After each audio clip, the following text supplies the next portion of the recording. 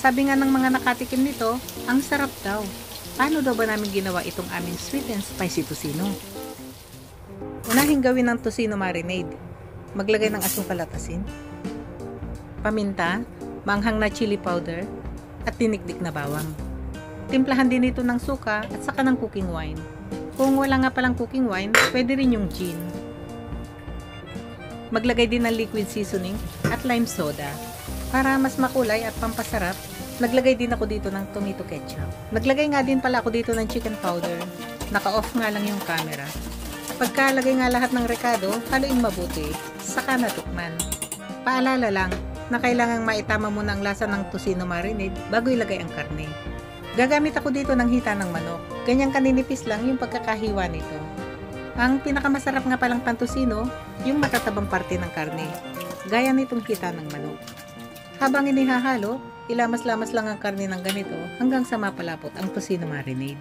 Matapos nga ang ilang minuto ng paghahalo, ilipat na ito sa lalagyan na may takip. Agad na nga itong ilagay sa ref, sa ibaba lang, huwag sa freezer. Saka na ito buruhin ng 3 araw. Pagkatapos nga ng 3 araw, yan na oh, kasarapan na yung pagkakagawa ng sweet and spicy tocino. Pwede na itong lutuin. Pero kung hindi pa ito lulutuin, ilagay lang ito sa plastic. Saka na ito tanggalan ng hangin. Agad na itong ilagay sa freezer. At magtatagal pa ito sa freezer ng 3 buwan. Sa pagluluto naman, pagkalagay nga ng karne, maglagay din ng konting tocino marinade. At yung labis na sabaw, pwede nang itapon. Takpan, saka na ito hayaang kumulo. Gamit dito yung medium setting ng apoy. At pagka ganyan ngang kumukulo na, hayaan lang itong kumulo hanggang sa konting sabaw na lang yung matira dito.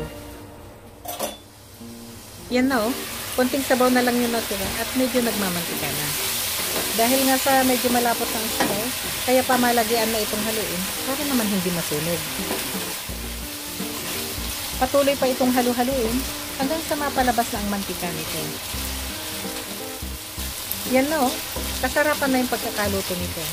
O ready to serve na to.